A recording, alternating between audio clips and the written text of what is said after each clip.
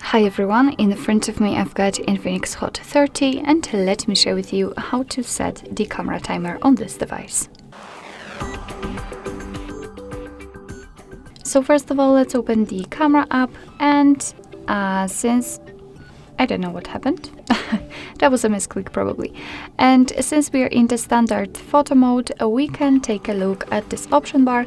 We will have to enter the settings which are in the left upper corner. As you can see on the third position, we've got the timer option, so let's tap on it. And we've got four different settings, four different options from which we can choose. So 3, 5 and 10 seconds delay. I didn't know whether I told you that we've got 4 or 3 different options, but basically we've got 4 because we've got also the off one.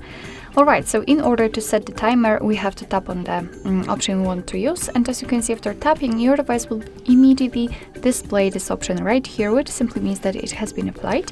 So let's go back to the camera, and unfortunately we do not have any notification that we've got the camera timer, so to check it, we have to tap on the shutter button, and as you can see, from now on the device will count down from 10, 3 or 5 depending on which option you've chosen, and after that time it will simply take a photo.